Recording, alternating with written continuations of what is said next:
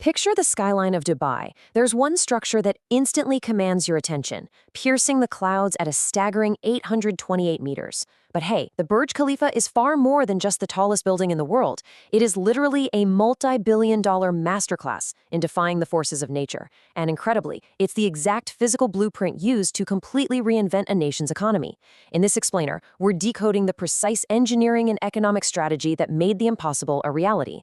Okay, let's dive right into this blueprint. Today we'll be covering Dubai's post-oil economic pivot, the Y-shaped buttressed core, anchoring in desert sand, extreme concrete and desert heat, and finally, the telescoping spire.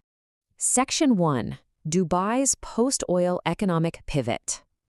To really get why this building exists, you gotta look at the huge macro problem Dubai was facing back in the early 2000s. The leadership knew they couldn't rely on oil revenues forever, right? So, to kickstart a massive economic shift, Emaar Properties commissioned a project of just unprecedented scale. They didn't want another standard office block. They wanted a vertical city. This structure was designed specifically to be the absolute centerpiece, the crown jewel of the newly developed downtown Dubai district. And this brilliantly illustrates the whole strategy. The tower was designed as a massive economic engine, not just an ego project. The primary long-term strategic goal was to pivot Dubai completely away from an oil-based model, transforming it into a global destination for tourism, financial services, global trade, and luxury real estate. By building the ultimate landmark, they basically put up a giant billboard that drew in billions in international investment. But you know, dreaming up a grand economic vision is kind of the easy part.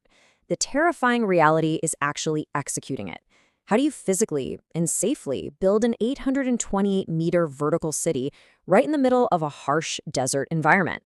Which brings us to Section 2, the Y-shaped buttressed core. When you're building something nearly twice the height of the Empire State Building, sure, gravity is a huge challenge. But wind? Wind is absolutely your worst enemy up there. To solve this, architect Adrian Smith from SOM actually looked at a regional desert flower, the Humanicalis, or spider lily, along with traditional Islamic architecture. Aesthetically beautiful, for sure, but this unique Y-shaped floor plan was about to become the building's structural superpower. So the crucial point is how lead structural engineer Bill Baker used that Y shape. He developed what's known as a buttressed core system. Picture a massive, six-sided hexagonal core dead in the center of the building. That core gives it insanely high torsional stiffness, basically stopping the whole thing from twisting in the sky. But it can't stand alone, so it's heavily braced by those three projecting wings. It essentially creates a giant, unshakable tripod. Now here is the truly brilliant part. As those three wings rise into the sky, they step back in a spiral pattern. And that's definitely not just for looks. When extreme high-altitude winds slam into the building, this step design literally confuses the wind. It completely disrupts the airflow and prevents something called vortex shedding, which are those organized swirling gusts of wind that make tall skyscrapers sway dangerously. The shape of the building itself is actually fighting the wind for us. Section 3. Anchoring in desert sand.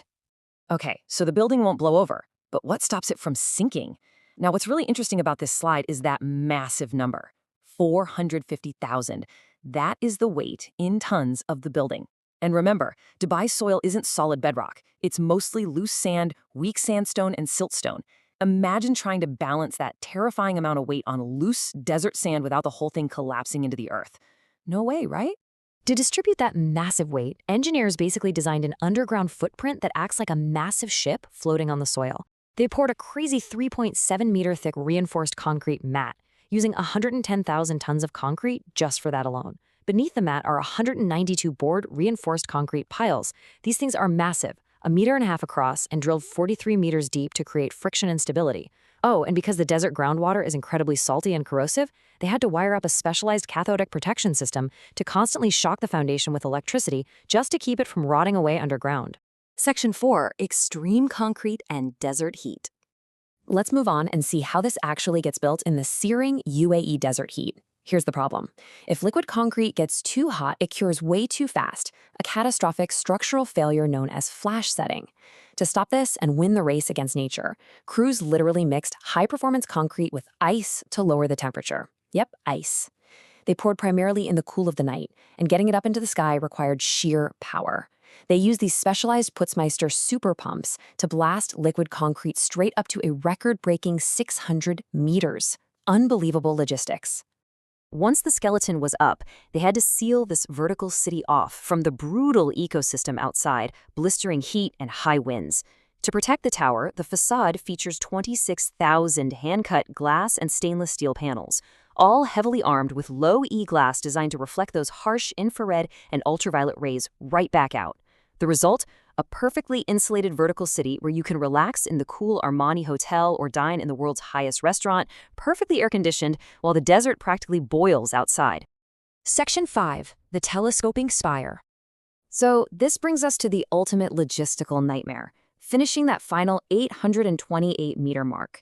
Cranes simply can't operate safely in the wind at that altitude. So they pulled off an absolute magic trick. They assembled the 200-plus meter steel spire entirely inside the hollow core of the building itself.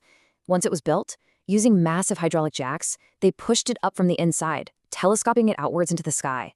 It's just an absolute masterpiece of mechanical ingenuity. So what does this all mean? From a strategic need to pivot away for oil, to confusing the wind with a spiraling core, to literally pushing a massive steel spire out from the inside, the Burj Khalifa is the ultimate testament to human ambition. It successfully anchored downtown Dubai and completely rewrote a city's financial destiny. It leaves us with one incredibly compelling thought. If a single building and some extreme engineering can redefine a nation's place in the world, how high will we build next?